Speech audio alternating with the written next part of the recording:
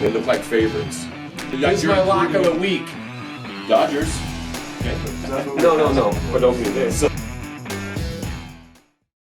Welcome back to the Vegas Sports Panel. And today we're going to be talking about the draft, NFL draft highlights and lowlights. But before we get started, we got a friend of the channel, Dave Moore.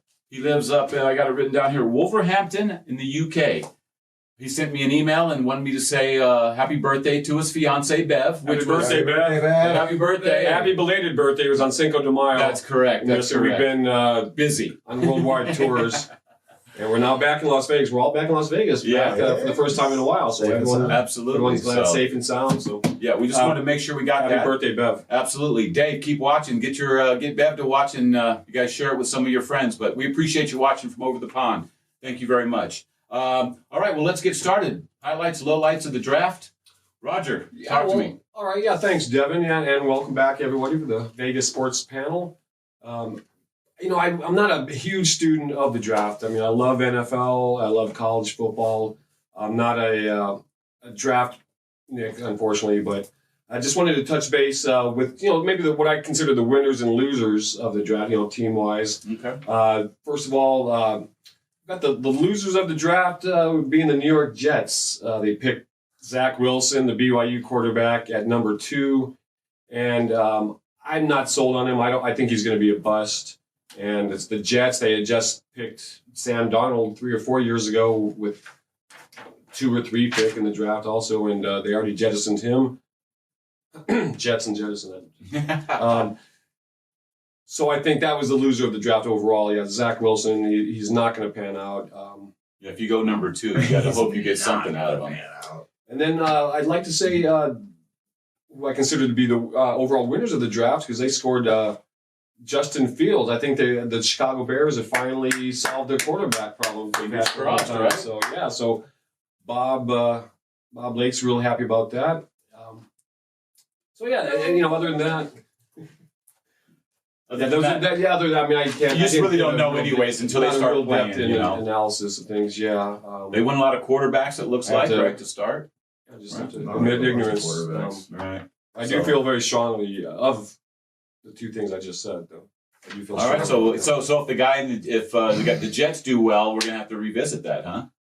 Or if Fields doesn't. When hell freezes over, you said the Jets doing well, whether it's Zach Wilson. That's true. The Jets. You know what? Unfortunately, that's true, man. If people are just.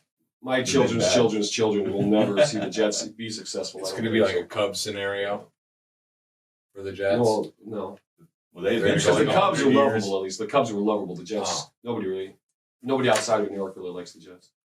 They're one of those irritable fan bases and teams. Oh, was that on your last video? It should have been. I know, it's like. I've got I mean, Sanchez made like 2 AFC championship games, right?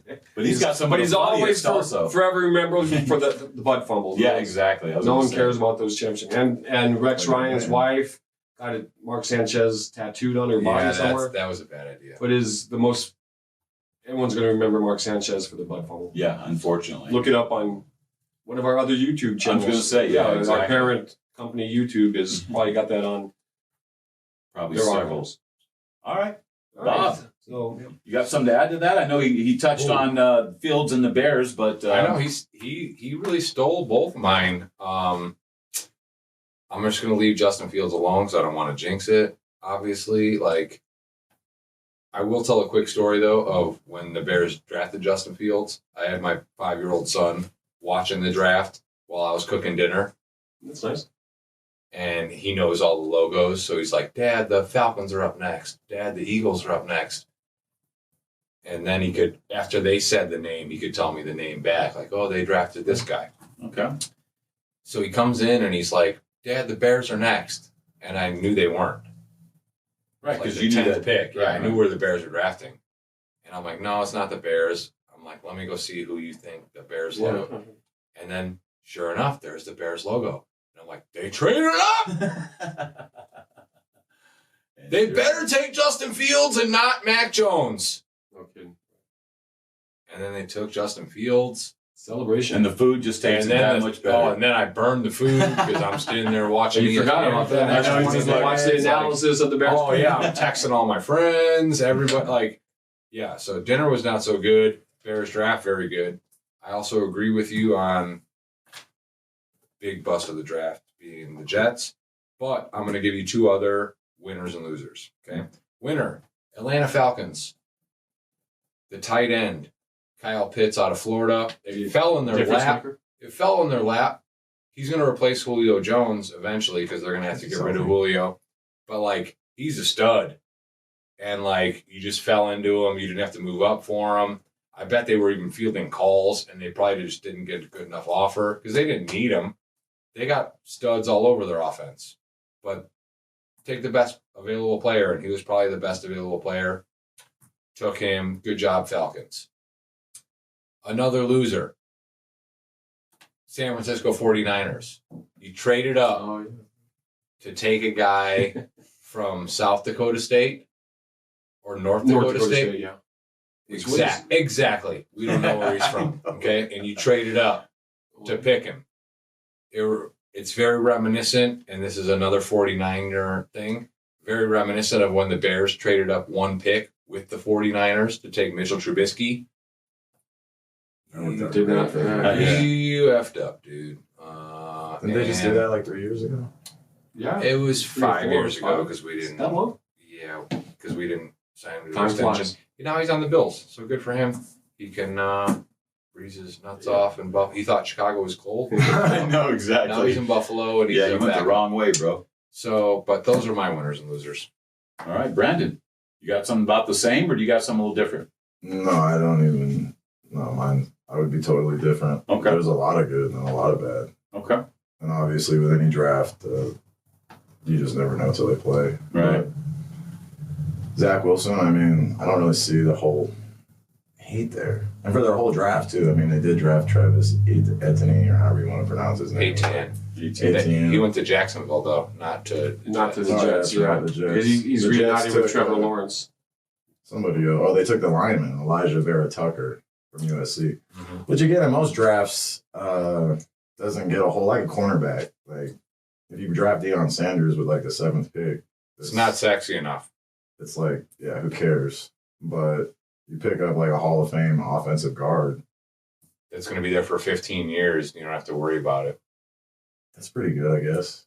So, I don't know. I mean, like... That's a big gift. That's a big gift, though, of course. Well, yeah, so it's a big if. I mean...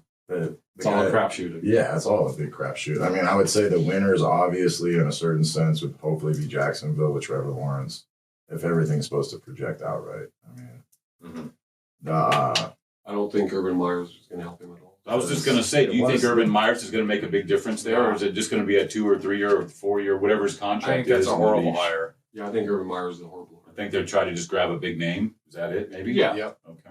yeah, and somebody with, I mean, his big advantage will be like all of them at a certain point.